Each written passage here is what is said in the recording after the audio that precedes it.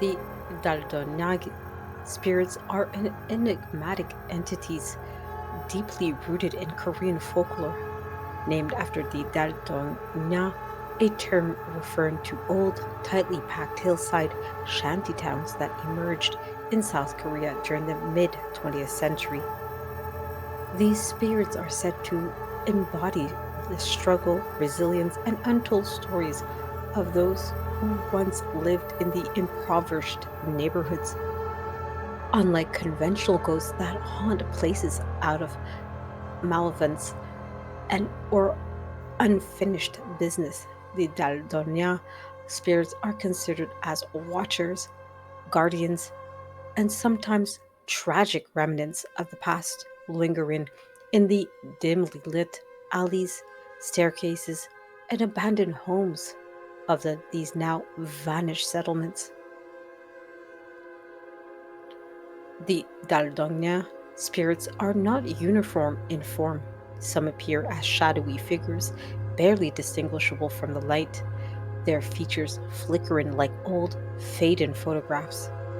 Others manifest as distorted silhouettes that seem frozen in time, dressed in outdated clothing from the 1960s and 70s, mirroring the laborers, merchants, and struggling families that once populated the areas. They are rarely aggressive but carry an aura of quiet sorrow, occasionally whispering old market prices, echoing forgotten songs, or reenacting daily routines from their past lives. On rare occasions, they take on more vivid forms. Vendors still peddling invisible wares, children playing with makeshift toys, or factory workers trudging home after long shifts.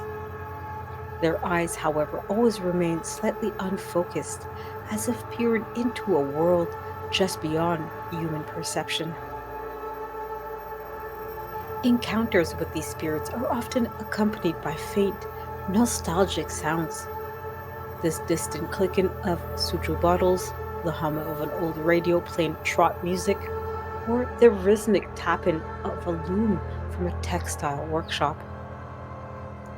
Some say you can hear echoes of bargaining voices from vanished street markets or the muffled weeping of a mother trying to comfort a hungry child. These auditory fragments are said to be the strongest at dusk or during misty mornings when the past and present seem to blur together.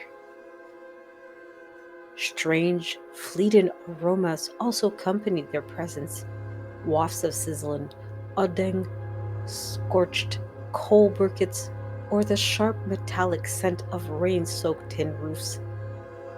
Unlike typical hauntings that incite fear, these experiences evoke a deep melancholy, as if the spirits are not warning intruders, but rather reliving their experience over and over, unable to move on. Elderly Koreans often regard the Daldonye spirits with a mixture of reverence and pity, believing them to be restless souls who remain tied to the places they struggled to call home.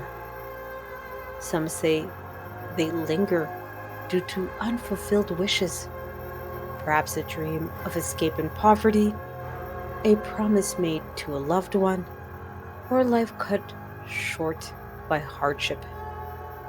Others believe these spirits stay behind to protect the memories of the Dalgene itself, ensuring that even as modernization erases physical traces of their world, their stories will never be entirely forgotten.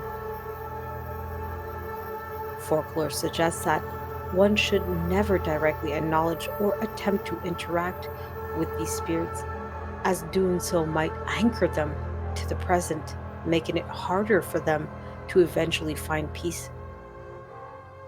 Instead, old traditions recommend leaving small offerings, perhaps a bowl of rice, a piece of teko, or a few coins, as a silent tribute to their struggles and sacrifices.